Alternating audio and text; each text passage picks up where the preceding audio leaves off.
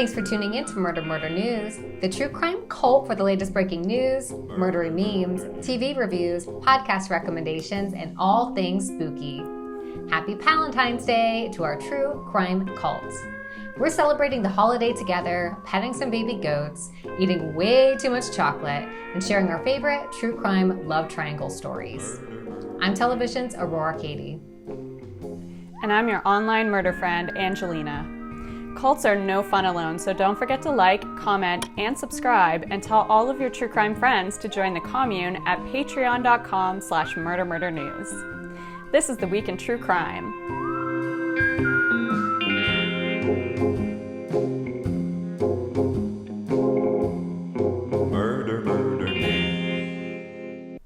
We are very excited to bring you a special episode of This Week in True Crime with our Shiro and iconic trailblazer, Jerri Williams. Jerri is a retired special agent who served in the FBI for 26 years, working in the Major Economic Fraud Investigations Department. She entered the FBI in 1982 as one of very few Black women at the time, and we are so honored to have her as our guest during Black History Month because she definitely made history. As if serving in the FBI for 26 years wasn't impressive enough, Jerri did not stop there. Since her retirement, she has written 4 true crime books and hosts the very popular podcast, FBI Retired Case File Review. Let's welcome the amazing Jerri Williams to the show. What pushed you in the direction of joining the FBI? Had you previously worked in law enforcement, or what made this the right move for you? Well, I would say I was working in quasi law enforcement. Mm-hmm. I had graduated from college with a degree in psychology, and I got a really cool job as they call it an aftercare counselor, but I really was a juvenile probation officer. The distinction was that I got the kids that had already been sent away to reform school. So I either had to travel around Virginia to meet with them and their families, or I had to help them transition back into the community once they came home. So I got to use my psychology degree and learn different therapies. I spent a lot of time not only working with the kids, but working with their parents, many who had been juvenile delinquents and further on, in their adult life. And I loved that job, but I was really young. I mean, this was right out of college. I was in my, early 20s, and I knew that I was burning out. Even after only 3 years, I knew I was burning out. I was giving too much, and so I started looking on for another position, and I saw this newsletter that said that the FBI was looking for women and minorities, and I went like, check. And so I applied. Wow. Wow, that's so amazing because Angelina and I sometimes talk about how when we were in high school and they're kind of pushing you towards like picking a career, I never thought of anything in like true crime related. Like I never thought of joining like an FBI. I don't know that I'm smart enough for that anyways, but like you could be if you start early. Yeah. And that's definitely one of the things I love about being out there, in the communities and on podcasting and on social media is that I get a lot of emails and different comments from young people about, how they can become an FBI agent. What should they be doing now? And it's just really exciting to see that that is an option now for young women. When you're right, I never thought about the FBI, not at all. It didn't cross my mind until I saw this newsletter. Wow. What a chance sight, It really was. Yeah, it really was. It was just an opportunity. And when that door opened, I went right through. And you never look back. I love that. Never look back. Well, that's really amazing that like they happen to have that ad out at the time you were trying to find something new.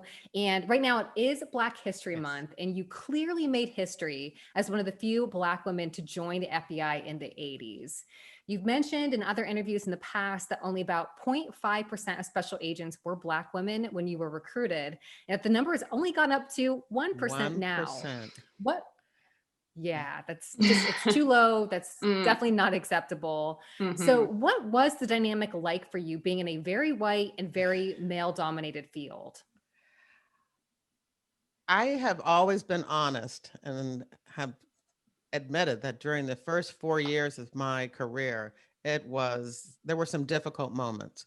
I had Right. lots of friends, and it was fascinating and interesting. But every now and then, something would be said, something would be done, not at the institution level, but a person who wasn't used to, me being in the FBI. And there were times when it really broke me, when I really thought, you know what, maybe this isn't for me. Wow. And I hung in there. I hung in there, and around the fifth year, uh, I actually started recruiting. They had me recruiting. Now, here's Mm, somebody wasn't sure if they should be in the FBI, and now I'm recruiting. And during that period of time that I did that, I kind of recruited myself, and I kind of really made myself understand I have a right to be here. I mhm. am good. I deserve to be here just like anybody else.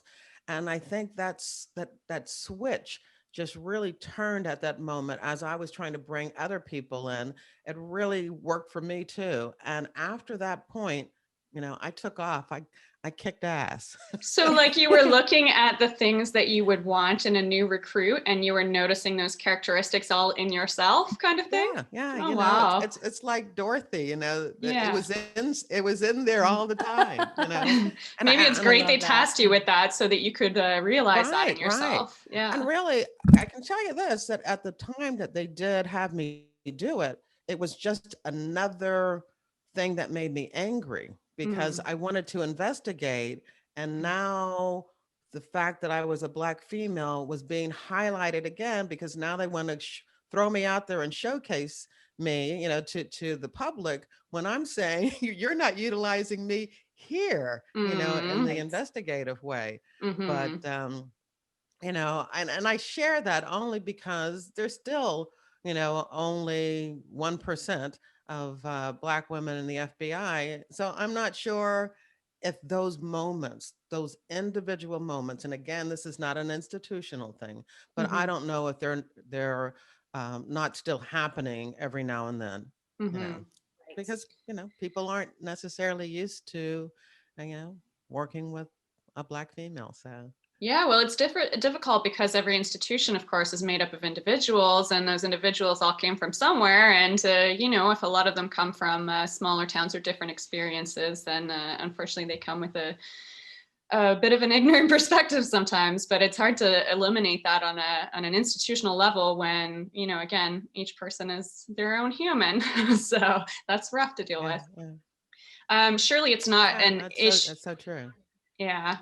Surely it's not an issue exclusive to violent crimes that people of color often have more barriers to receiving adequate justice, whether they're the victim or the perpetrator of a crime. So you having worked with more cases of white collar crime, sorry, has your perspective as a person of color ever led you to see a case that you were working on in a different light than your coworkers at the FBI? Oh, I'm sure. Mm, Even though I specialized in white collar crime cases, when you're with the FBI, when something big happens in the office, whether it's organized crime or drug investigation or even, a foreign intelligence investigation, if they need bodies, mhm, everybody goes. mhm. And so there were many times that, I was out on different drug raids and different searches and those situations. And I really made sure that I treated and I made sure that everyone that, was around me, treated the subjects and their families, with respect and dignity. And I shouldn't say I had to make sure, but, I was keen to to look out for any type of treatment that I thought was disrespectful. Because Mhm. sometimes when you're going into a home to arrest somebody dealing with drugs, there are children around, there Yes. are girlfriends and spouses and mothers around. And I just wanted to make sure that we were sensitive to what they were feeling and what Mm-hmm. was going on with them too. Mm-hmm. Great. I'm sure they were so happy to have you on their side. Like Yeah. anytime I've ever had, sort of a situation where I've had to talk to a police officer about, in my life, I've had domestic violence issues and whatever. I've always been so grateful to have a female presence there, period. Yeah. Mm-hmm. So like, that's so nice that it's like not some like cis straight white man who doesn't care about you, like coming over to hear about the situation. So that must have felt like so nice and comforting to people to get to have Jerri come to their door. Yeah. Yeah. I always, and I always joke that, during those situations, my primary role was to help the naked woman put her clothes back on. Right. Because we always did the searches and the arrest Aw. first thing in the morning. Mm-hmm. And I'm telling you, I don't know if there was ever a situation and where I didn't go in and that was my role is to You're getting up out of bed. Just like yeah, to help secure the crime scene, the scene. And then Mhm. once it was secure and we knew who everybody was, then there was usually somebody who needed to go put clothes on. Right. That's and, amazing. and I have done I've more than a couple of strip searches in my time too. So Mhm.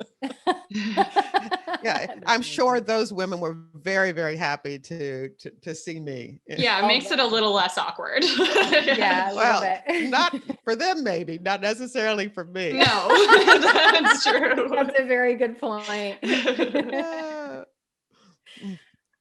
So, so during your time in the FBI, you specialized in major economic fraud investigations. Can you yes. tell us a little bit more about what that means and what types of cases you worked on specifically?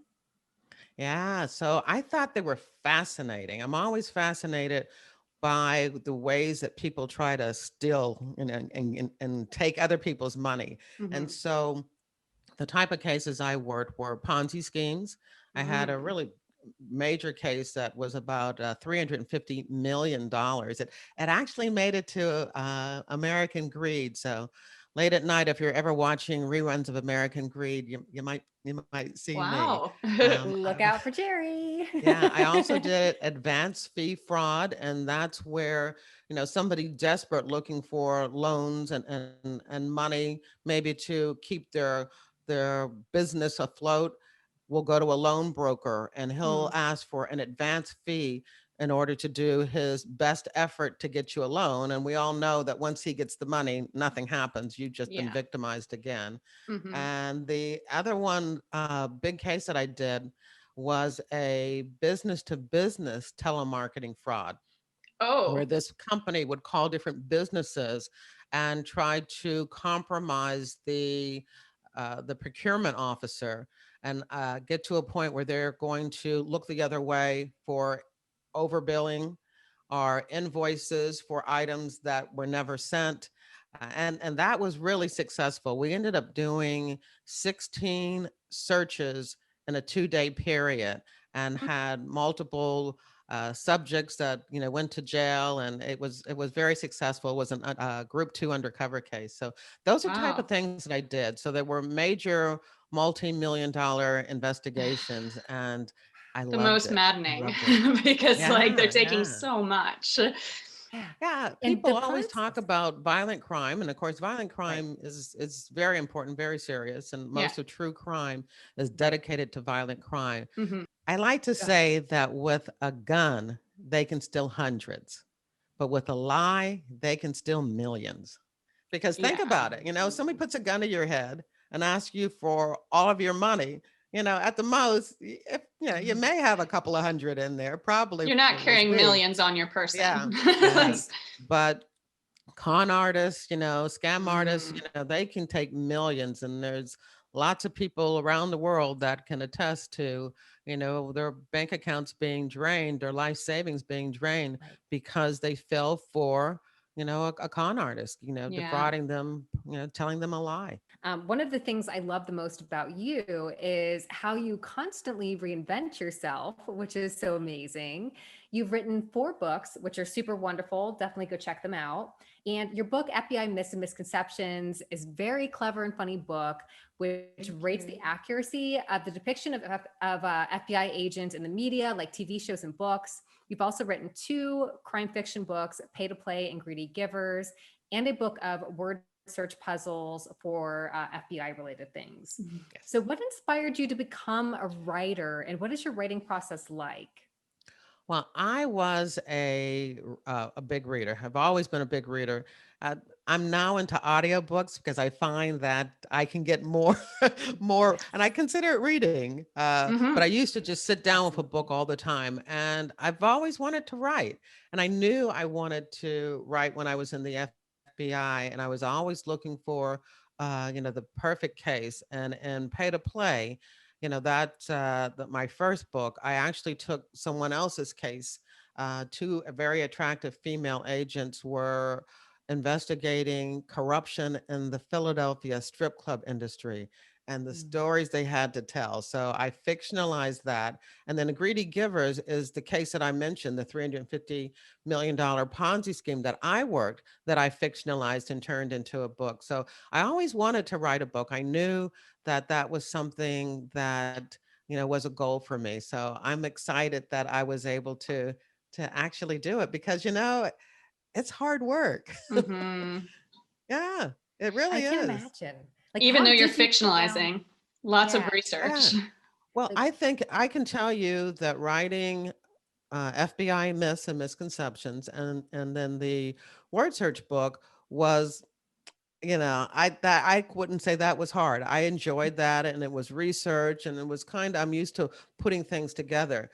To me, writing fiction is really difficult. You really have to sit down and use your imagination and try to find a way of telling a story that is different.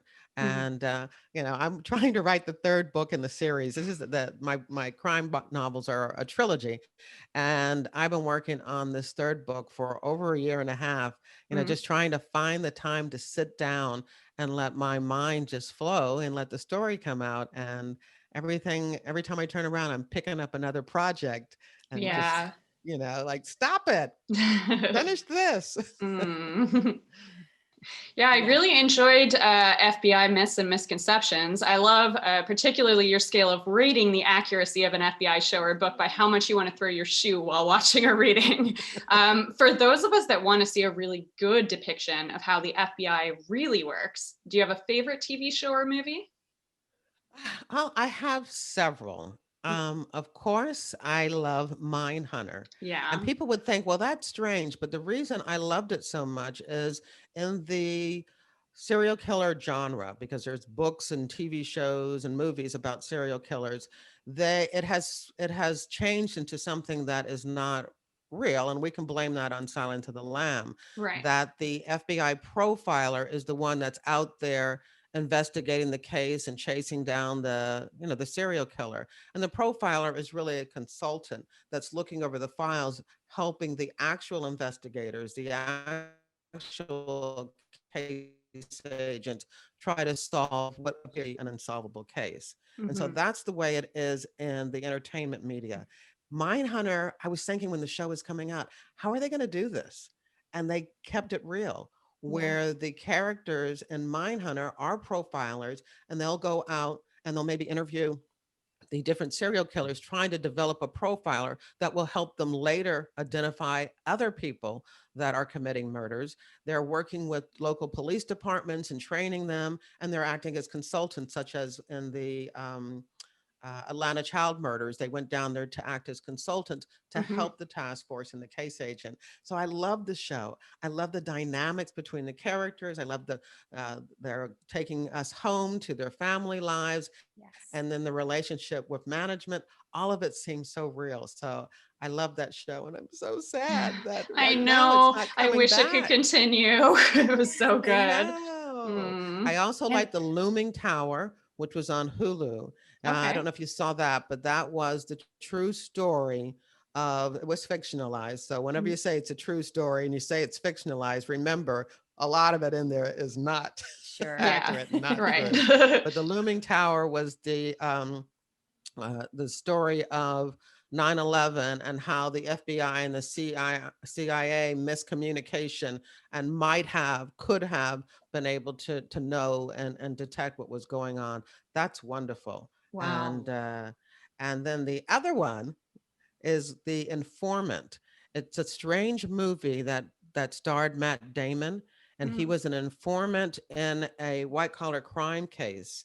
And it was one of my favorite books. It was a narrative nonfiction book by New York Times journalist Kirk Eichenwald, and I love that too. And the Wow. great thing about all of those shows that I just told you, I've had a chance to interview the real case agent of those investigations on my show. So Oh it my just came God. around full circle, Wow. So everyone that's interested in that, go watch all of those shows and then go listen to Jerri's shows where she interviews Yes.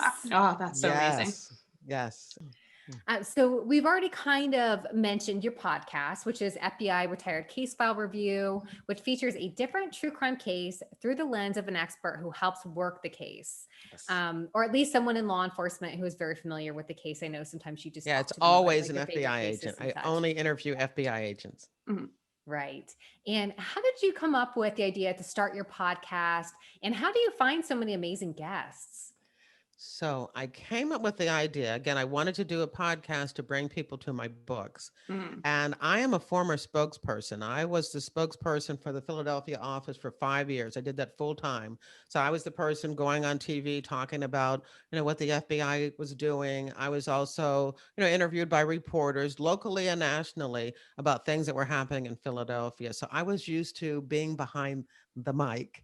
And so the thought of doing a podcast, came quickly. And then the thought about showcasing the FBI followed right behind that because I had done that full time, for again, at the very, very, very end of my career. And so initially, you'll see all these people that I interviewed early on. Almost all of them are my friends, Right. people that I knew that maybe had worked in the Philadelphia office or had worked there and then moved on to another office. And so there are a variety of cases, but I did reach out to most of my friends. And then I started just, looking for different agents, maybe looking for a case and then trying to find out who the agent is, because I am a member of the Society of Former Special Agents of the yeah, it's a group, and I can go into that site and there's a directory, and so I can find most of the FBI agents that retired agents that I'm interested in interviewing. And if I can't find them, then I'll go to that particular city. Say if it's somebody in Omaha, well, I'll go to that group and ask them if they can locate the person for me. And I've met a Mhm. lot of people also on LinkedIn, so that Wow. works too. Well, Jerri, it has been such a pleasure having you. I'm so grateful for you taking this time out for us. Mhm. Can you let our viewers and listeners know where they can find you on social media and various platforms, because they need more Jerri in their lives? Oh, that's wonderful. So everything about Jerri Williams and the things that I do, they can find on jerriwilliams.com, my website. But I am on Twitter and Instagram and Facebook and LinkedIn. LinkedIn is really a big platform for me. And all of those, I'm there as either Jerri Williams author, that's Facebook, but everywhere else, it's Jerri Williams 1. And Nice. so please, I'd love to hear from you. Thanks so much for tuning into This Week in True Crime with Murder Murder News. If you haven't already, hit the subscribe button below, give us a thumbs up, and tell all of your true crime friends. Help support Murder Murder News by visiting our Patreon at patreon.com/Murder Murder News. We have some great benefits like merch, a shout out on our YouTube and podcast, exclusive episodes, and early access to tickets for our live online events.